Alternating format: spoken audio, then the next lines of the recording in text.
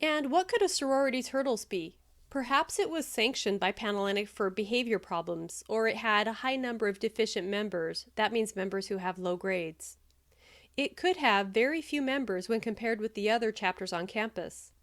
Or it could have a less attractive sorority property or house, or none at all compared with the other chapters on campus.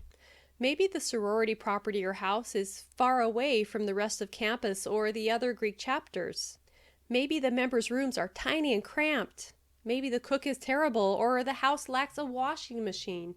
Whatever its drawbacks, you can bet that the teams of women spend a great deal of time brainstorming responses to your likely questions, because most candidates who walk through their door will have the same questions. The sororities decide early on how to market themselves to you. How early do you decide which strengths and hurdles will be part of your position statement? What mixture makes you a unique, wonderful, unforgettable brand? What position do you want to fill when it's time for the sorority to compare you with hundreds of other women? Now is the time to determine what makes up the unique and very attractive package we call you. The first step in the Sure Sister Petal system is positioning yourself. To determine your brand, you must choose the position that you would like to hold in the eyes of your public. How to Get into Top Colleges describes positioning as, quote, a marketing or sales concept that is meant to deal with the problem of too many applicants or products trying to capture the attention of admissions officers or buyers. To cut through the haze, you must have a sharp and clear image that is readily noticed, valued, and remembered, end quote. You can never know who will be vying for your spot in that favorite sorority, but you can rest assured that very few will have taken the time to determine their exact strengths and hurdles. Knowing these items in advance of sorority recruitment will be key in determining how your conversation flows and what kind of impression you make. Before we start, I want to give you some good news. Although it's no fun to determine our weaknesses, it is a necessity. However, in this book, you don't have to change who you are, just how you're perceived. So there's not a lot of work related to becoming a better person or transforming your weaknesses. Just identify them, figure out how to diminish them or spin them, and you're done. Discovering your strengths. There are 3 ways you can uncover your hidden strengths. 1.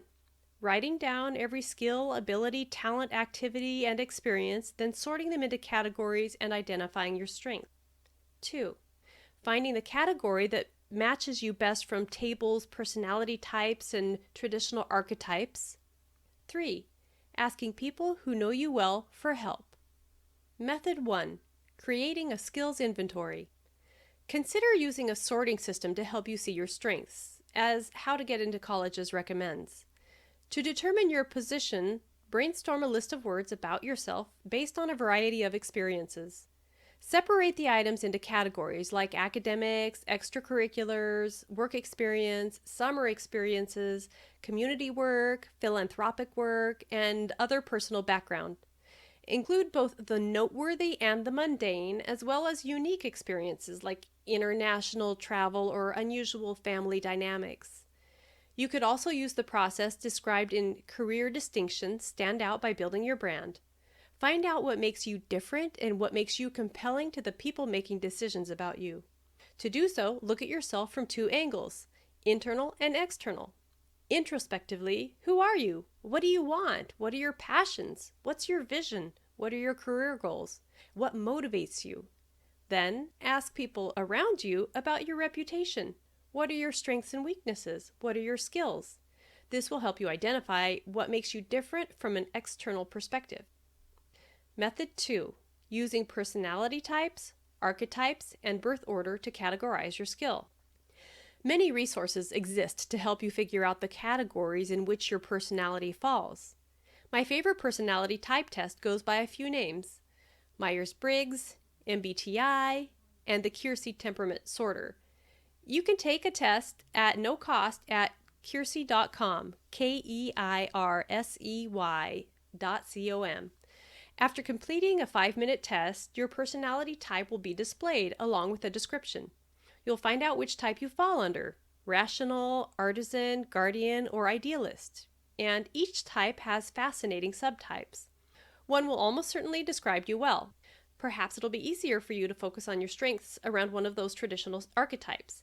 A variety of archetypes exist, including academics, psychological, etc. Are you more of a jester, a caregiver, a ruler? Maybe you're a creator or a hero? How about a sage or an explorer, an innocent? Wikipedia is a good place to get started on this research. Just search for archetype, Archetype. Another way to define your personality characteristics is to examine the role your family birth order has played in influencing your traits. For example, if you're the oldest or only girl in your family, you might have a tendency to be a rule follower, an achiever who does excellent work and is a perfectionist. If you're the middle child, especially between two girls, you are likely an excellent mediator. If you're the youngest daughter, especially with older sisters, you're likely very good at entertaining others and having a good time.